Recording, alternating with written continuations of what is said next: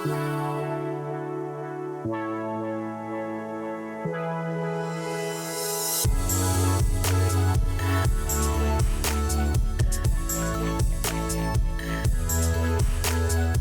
everyone, and welcome to Age-Friendly Chelmsford. We're happy to have you. This is Deb Suriani. I'm the director of the Senior Center in Chelmsford and the co-chair of the Age-Friendly Committee. And my co-host here is Lisa Maroney. We come together every month and try to do a show. It's a little over a year now.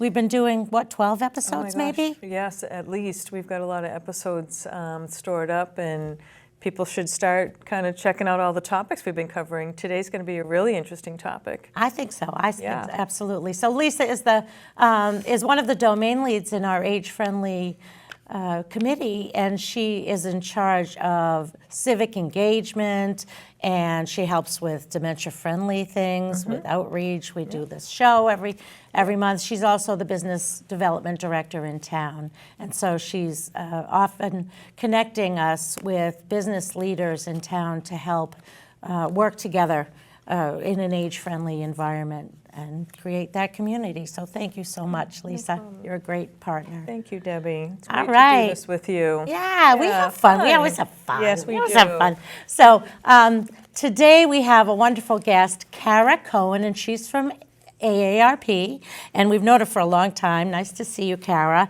You are the manager of community outreach and volunteer engagement. That is a mouthful. That is a mouthful. That's why I needed the card. Yes, I am. At AARP, Massachusetts, state office. Yes.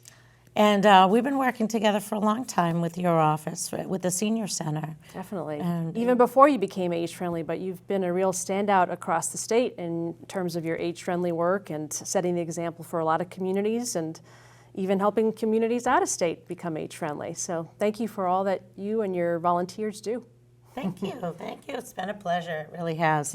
It's been a lot of directors think it's a lot of work, but I think it more so informs your work and helps you set goals in a way that's more directed. And that's how I feel about it anyways. So anyways, it's great to have you. And what our subject is today is Social Security. So we're also talking to folks who are going to be seniors, myself included, someday, knock on wood, hopefully.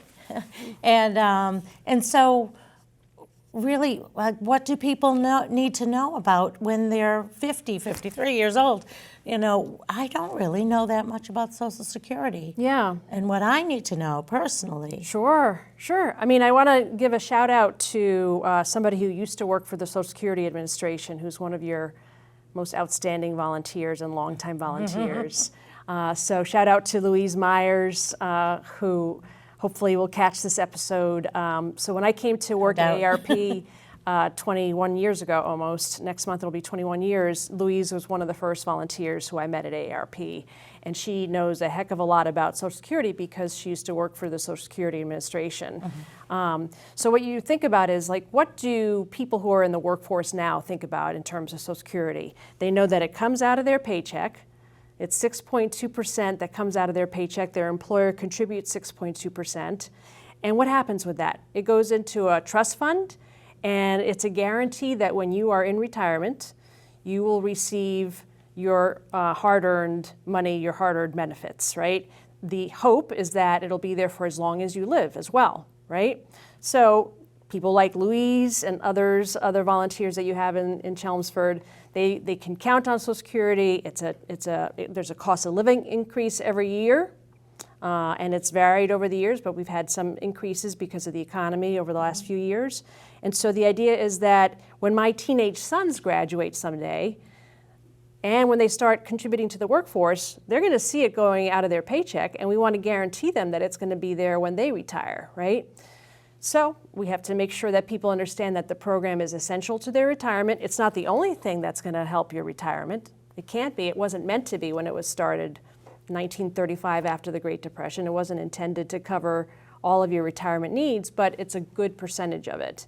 And we know, unfortunately, it's about 50% of people over age 65 rely on it for almost half of their income. if not more.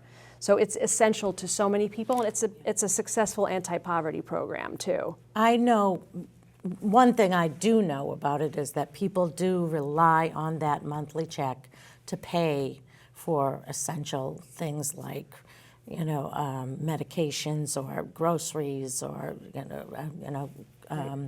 rental or payment of housing. Basic That is necessities, yeah. incredible, yeah. And people count on that very much so. Yeah. So what we want for people is to think about the full retirement picture, right? So since we know that Social Security can't be all of your retirement income, you want to encourage people to save. If they have a 401k available at work, we want to encourage people to contribute to that.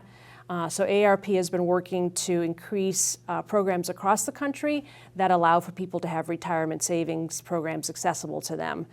So in Massachusetts, we're trying to increase a program that's for nonprofits. It's called the CORE program, and we're trying to strengthen that program so that more people who work for nonprofits can contribute it to a savings program like 401ks, because not everyone has access to 401ks.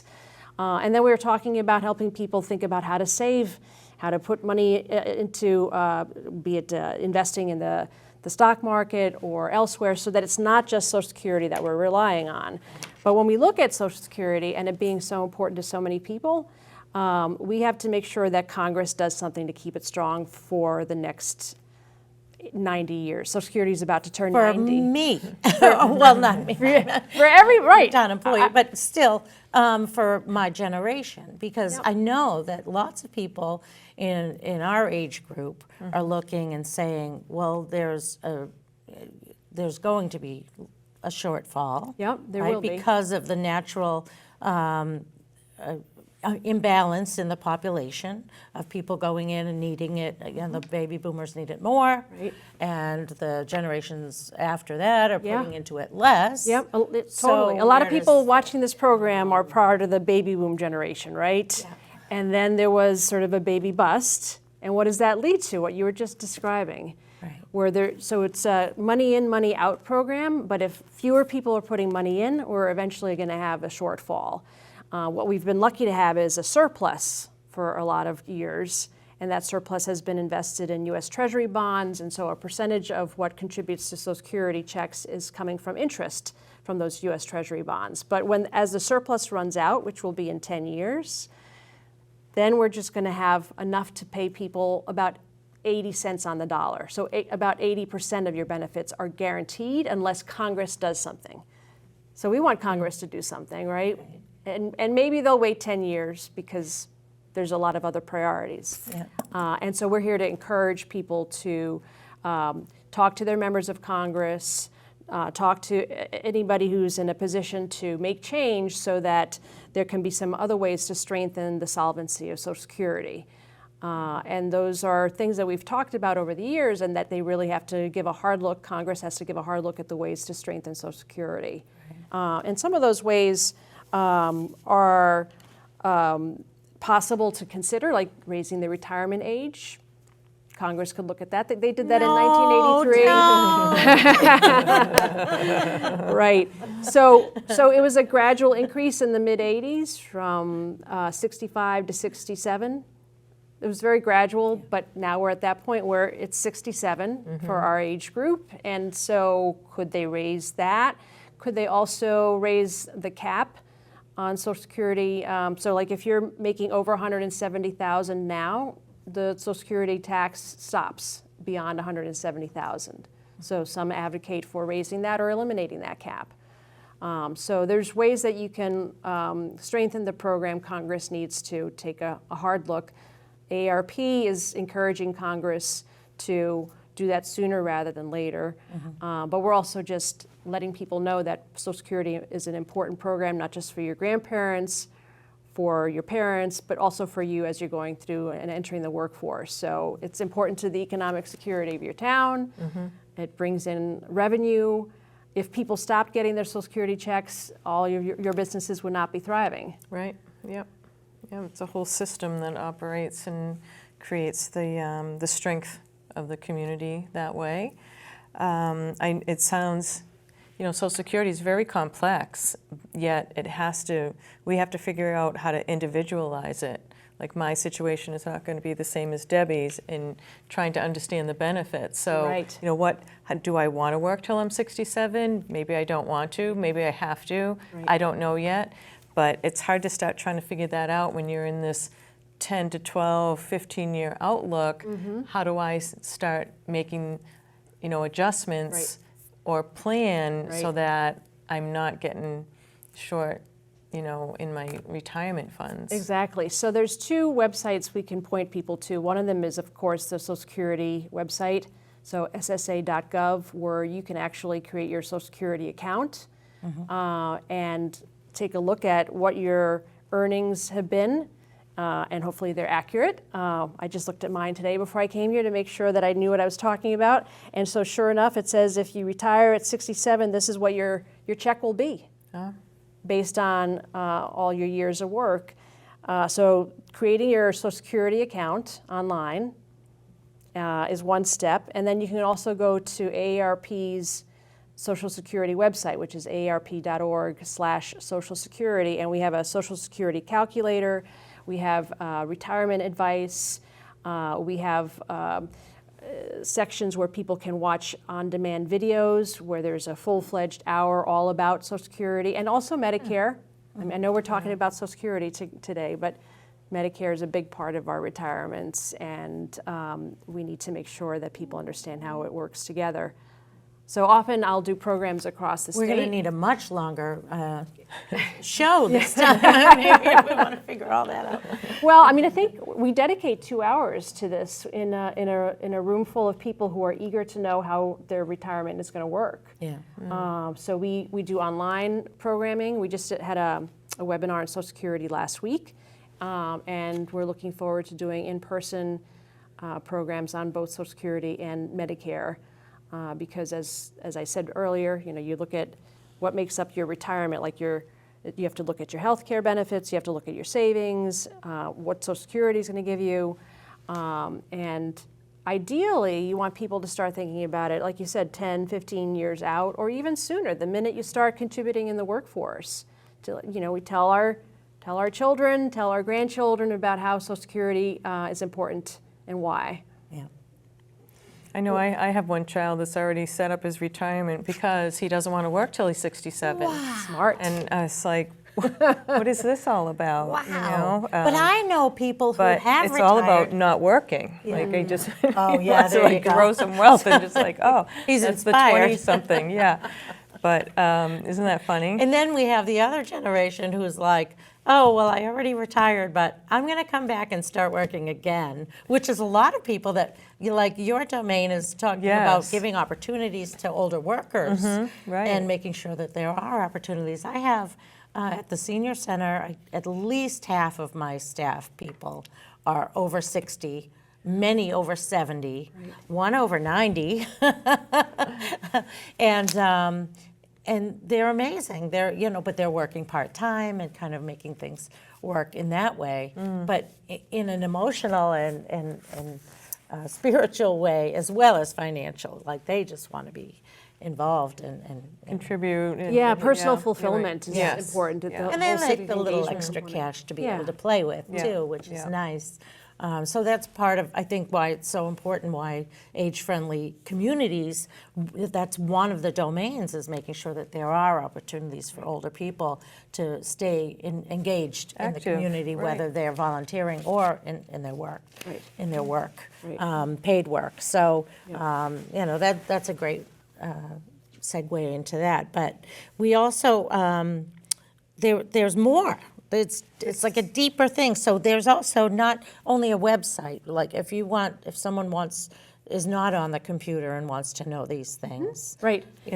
Right. So What else do they do? Go to a financial planner? You or- can always call the Social Security Administration. So that number is 1-800-772-1213. And so people can call the Social Security Administration.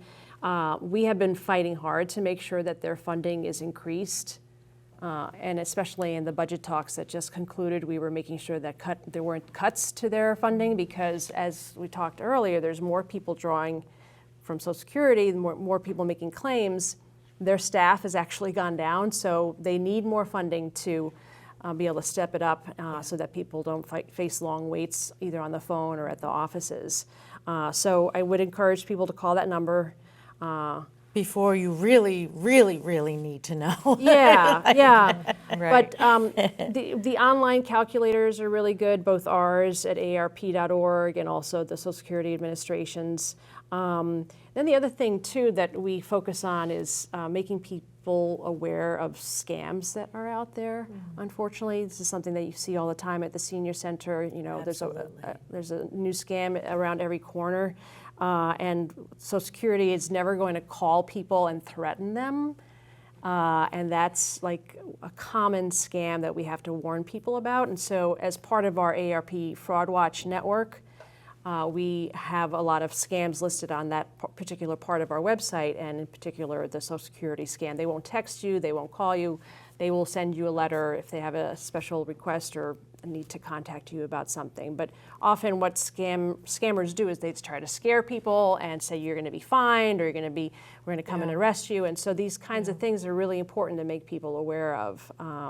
People of any age can fall for a scam. Yeah. That's true. We have a lot of them printed out too. Good. A lot of very intelligent people, Absolutely. you know, come in and say, like, including some of the, you know, some of our staff, you know, like, just you think that if you're smart about it, that it's going to be okay. But really, like, if you just double check everything, that with a family member, or you're welcome to call the senior center, stop in at the senior center. Some people come in and bring their mail in and go, this was sent to me. Does this make any sense? And we just show it to Elena, our outreach person. She's like, she'll look it up. Sometimes she uses your site on AARP, or she'll know some things that are around. Right. And she goes, no, this isn't, you know, throw this in the trash. We go, That's a great resource. but we never really, you know, we don't mind if people feel like they're unsure about something, to just come into the senior center and ask. And I know that the police, you know, don't mind either, but we're a little more accessible. Right. Really, so, Right. you know, we'll call them if we feel like we need to, but just pop in and we'll take a second or third look at things. We do have a lot on alerting people about scams, and we have upcoming programs that are webinars that are recorded, and if you register for them, you can watch it at any time. So like every Tuesday, the first Tuesday of the month, we have Fraud Talk Tuesday. And the one that's coming up is not about Social Security scams, but it's about 10 things to not have in your wallet. Ooh. Okay, something we That's could all probably interesting. benefit from. So that program is coming up. I want to get you the exact date. So if you look at your calendar and you're free on the 14th of May, it's 10 things to not keep in your wallet. And so that's a webinar that is actually organized by our volunteers who are part of the Fraud Watch Network with our AARP Massachusetts. And so they'll share valuable information every month. And like I said, there's always a new scam to talk about or something to be alerted to. So in addition to those programs, we have volunteer opportunities. I mentioned Louise Myers at the top of the program. I remember it like it was just yesterday that she and I were talking about Social Security about 15 years ago when there was an attempt to privatize Social Security. And AARP was instrumental in making sure that it wasn't privatized, and Louise was there with me. And we need volunteers like Louise who are interested in getting the word out in the community and be educators and advocates as well. Right now we're sort of in the education phase. If Congress all of a sudden decides to take up Social Security in a serious way, we want to make sure to protect it, and we'll need volunteers to make calls and visit with members of Congress as well. So we're kind of in this dual phase of educating and being ready to be advocates as well. Can I saw on this, I have the page 5 common myths, and Social Security is going broke. We've been hearing that for a long time. Yep. And, you know, I'm not sure how that myth gets out there, but you had touched on it a little bit. Right. That Right, in 10 so- years we're going to feel a Yeah, little, you know, so shift. so a 20% shortfall is not going broke, right? But we want people to get 100% of their benefits. Okay. So it's not going broke in that we're able to pay people what they're owed based on what they put into the program. And it goes into a trust fund. So it pays out of the trust fund. So it's a pay-in, pay-out program. So what we have is a situation where, like I said earlier, there's more people needing the benefit than are paying into it. And so the surplus that has been invested in U.S. Treasury bonds and collects interest, that surplus is going to not exist in 10 years. So we have to bring in more revenue. So it's either increase the maximum on what people are earning, on what people, how much people pay. So if it's 170,000 now is the cap, then increase it or eliminate it. Like I said earlier, that could be controversial to eliminate it, but at least increase it, right? So another option would be to have people work longer.